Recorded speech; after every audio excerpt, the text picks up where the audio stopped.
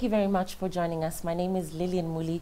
On Women in Leadership tonight, Rita Kavashe is our guest. She's the Managing Director of General Motors East Africa Limited. Thank you very much for talking to us, Rita. Thank you. Let's begin with your reaction to being picked not only as the first local, but also as the first woman to run this ship.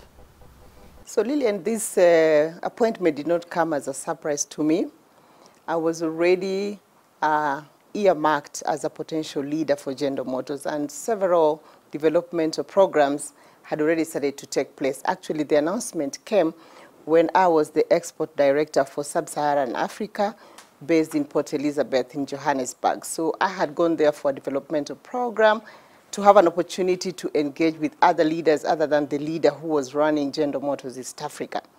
And while I was doing that role, I had already seen indication that they wanted me to stay and continue to run the Sub-Sahara operation from South Africa, but because of family commitment, I opted to come back to Nairobi and work for General Motors' export operation from Nairobi.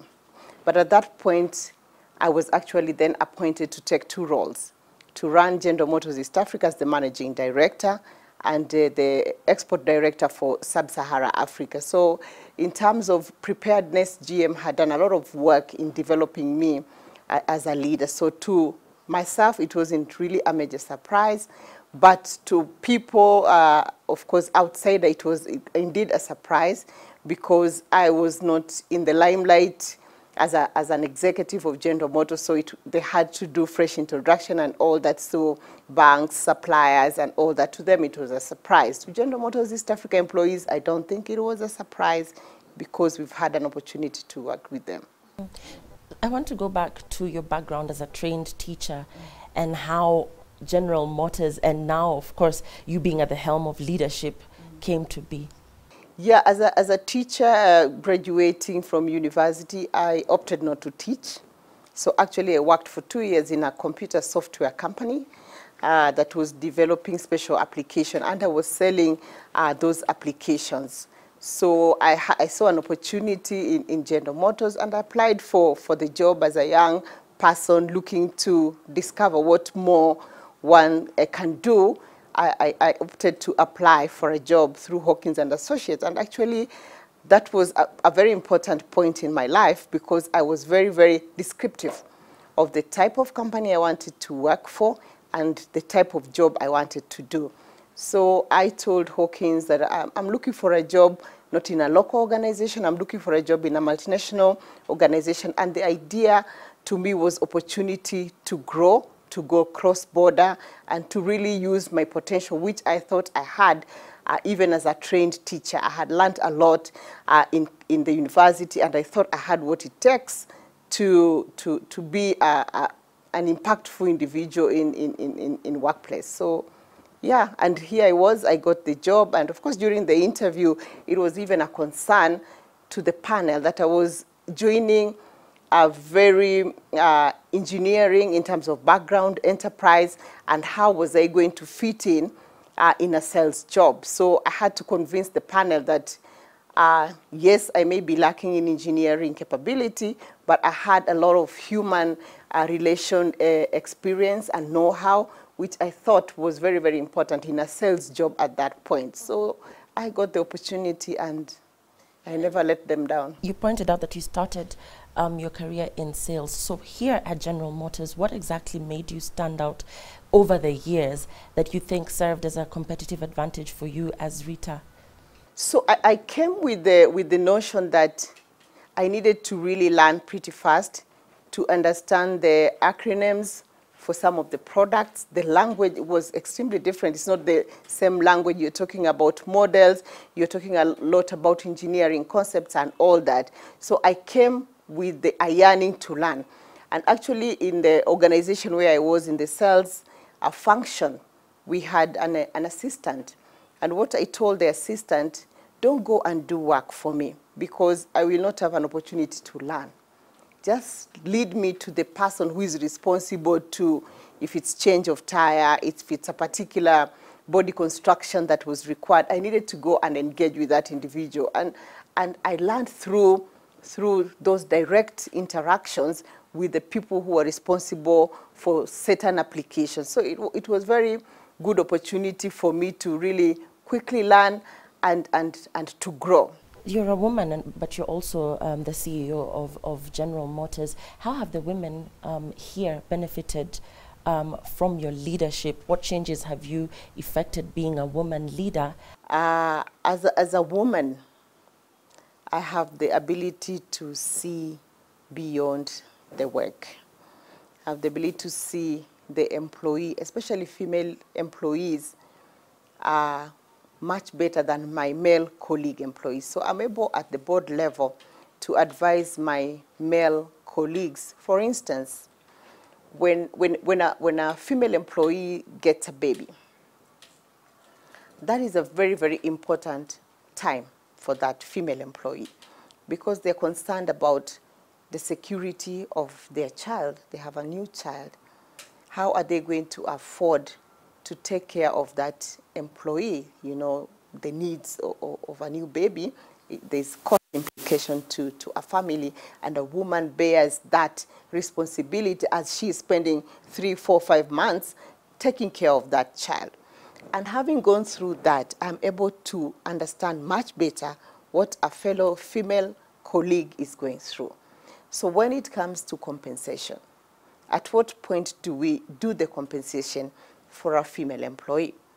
We do the compensation for a female employee when she's there at home. That is when we send support. That's when we send a promotion. That's when you send a pay increase. Then when that employee comes back, they know the security of my baby is assured. I can be able to still take care of my baby because my company has given me the salary increase at this point. So timing is important. And as a woman, you're able to advise your male colleagues because male colleagues will be like, when do we compensate our employees? Maybe it's in February. So all that takes place in February. But if you have this foresight, then you are able to really support female employees. In General Motors, we have what we call women councils. And in East Africa, we have our women council, and I'm the leader of that council. And what we do in our female council is to look at issues of women, issues of training and development, mentorship, and well-being of female employees. At the board, we also look at how our employees are growing. How can we give female employee an opportunity to also grow in the business? So we have a more structured approach to women issues, and my contribution to that is very key because I am the leader of this organization and therefore driving that agenda in our company. And we've taken our women employees for training like Female Future. We have to help them get into boards, senior boards, government, even in our own company. How do we prepare them to be able to do that? So these programs are really helping our women, and we meet every 3 months for formal conversation, and then we have small groups that are engaged in lean-in circles. There are some groups that are engaged with our Global Women Council in training and leadership development skills. So I'm very proud of that, actually. Take us through a day at work for you. How many hours do you clock? When do you come in? What's your diary like? And when do you leave? So my diary is can be pretty busy, can be also not so busy. So in a normal work day, I will be here at about 8 o'clock. And on a Monday morning, we'll have meetings. I also serve in boards outside, so I also have my time actually engaged quite a bit in the boards where I serve in the market, the boards that relate to manufacturing. I'm in CAM, I'm in Kenya Motor Industry Association, I'm the chair of that. So there's some good time of my time that is related to industry issues. But mainly my work is around systems. So we have created systems in organization where I meet with functional heads on a Monday morning. For instance, we look at our business. Where is the business going this week? What are the main issues that we need to address? And we let people go to do their work. I can work here. I can work from my home. My computer and telephone are very well connected. So if I have events to attend for my child, I don't let those pass. I go to attend to them. So yeah, that's how the day goes. Now that you touched on your child, tell us a little bit about family and juggling this very busy role, and family as well, just being able to balance both. Actually, the two are integrated. So there is no balancing. It's part of the job.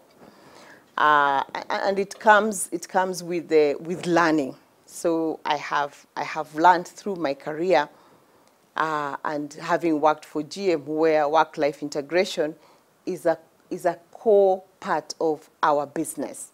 So as employees, we are allowed the opportunity to work as well as to support your family. So that's why I'm saying if I have a school event for my child, it's part of my agenda. It's part of my calendar that on this day, on this time, my child is on half term or have a parents' meeting that I must attend. So I will work remotely and attend to that as well. Or if there's a big work assignment, I will do the work assignment. If I have to travel, I try to plan my program in such a way that over the weekend, I am back in Kenya to make sure that I spend that time with my child. So it's managing those two, and the organization has given us flexibility to work, to come in late, to work, to leave early, to attend to those functions. This is really wonderful that you have a leader or you work for an organization that appreciate the fact that your personal life and your work life are all integrated and gives you the opportunity. And as an employee, you feel the confidence that I can tell my supervisor that I have to go to my school event. And that's what happens to all our employees. If they must attend to their children's activities, they know they have got that opportunity, and it's fantastic. Let's talk about General Motors and how many vehicles you currently produce daily. When I took over in 2010, we produced 8 units per day.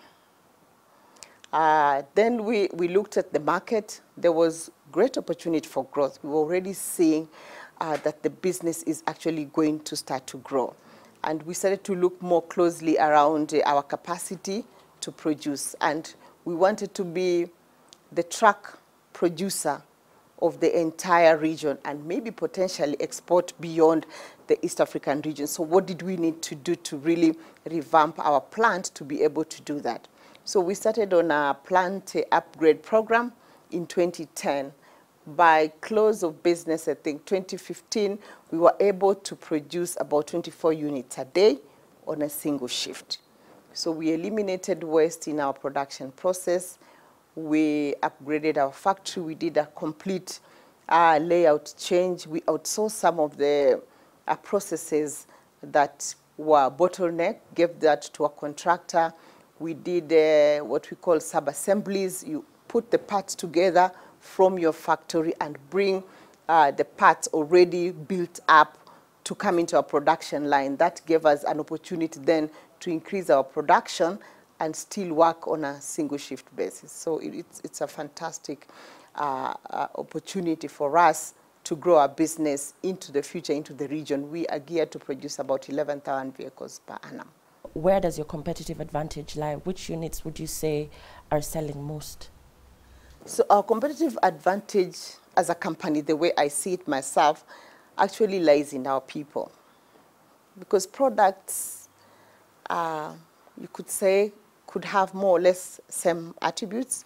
If you're looking for at a Japanese source products, they're good quality, they're value for money, they're a bit premium in terms of pricing, but customers who buy our products see that value in products coming from, for instance, Japan.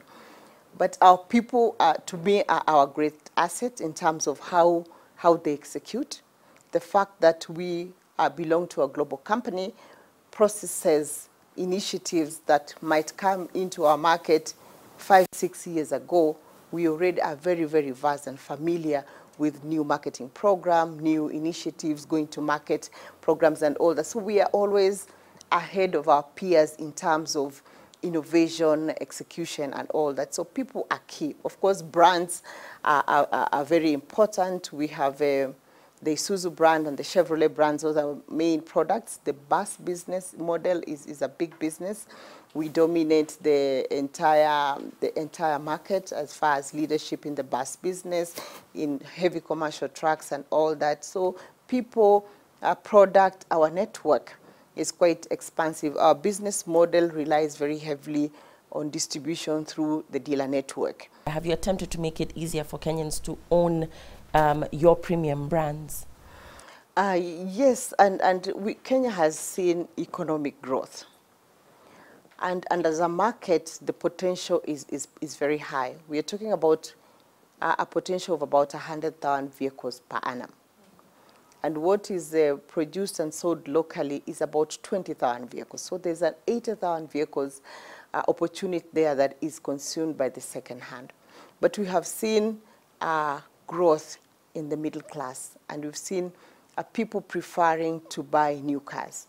So we've seen customers coming out of the second-hand market and owning brand new Chevrolet vehicles. So it's a progression. As the economy grows, as the middle class grows, as the opportunity to afford a new car becomes real, we are seeing more and more of our customers preferring to buy a new vehicle.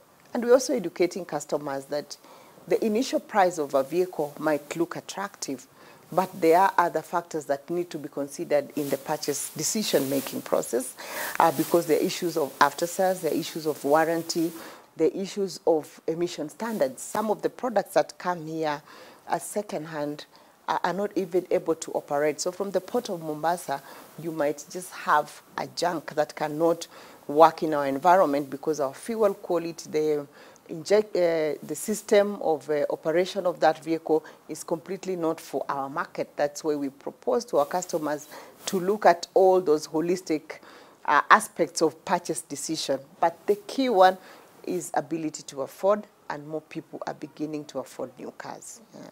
What's the thinking behind assembling the product here as opposed to bringing a fully assembled vehicle? Assembly has got tariff advantage because you get you get waiver in terms of taxation for locally assembled vehicles. So you don't pay the import duty, you don't pay the excise taxes. So that's an advantage of a locally assembled vehicle. And the other advantage is that our market is best known by us, especially when you look at commercial truck application. You need to ensure that the truck that is produced is able to cope with our road condition, our terrain, the type of work that these trucks need to do in the environment. So that's the beauty around buying a locally manufactured product vis-a-vis an imported vehicle. You get advantage of tax, and you get advantage of a product that is made for our market environment. I'm proud of the fact that I was given this position as a first woman CEO, first local CEO. And I think that was a great bet by my company to change its business model from expatriate to local. And I'm so proud that I've not let them down. I have grown this company from 2010 up to now, market leadership. By the time we started, we were at about 19% market position.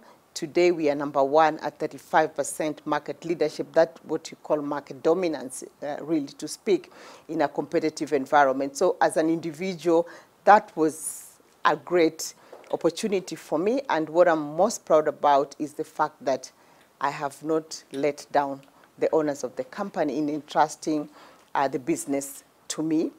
And the other bit that I'm very proud about is the fact that as a GM organization, we've been able to develop a team of employees that is extremely engaged.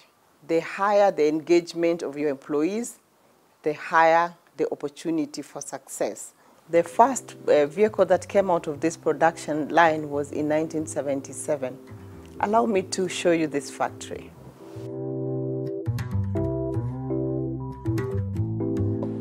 welcome to the heavy commercial production line.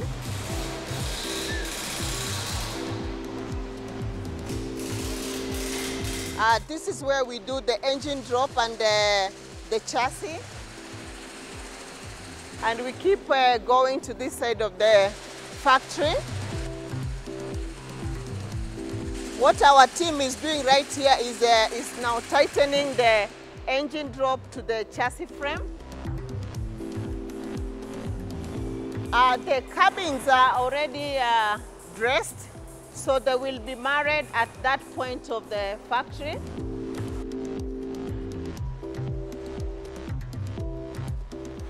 The chassis will drive up to this point, and at this point we will do the cabin drop onto the chassis.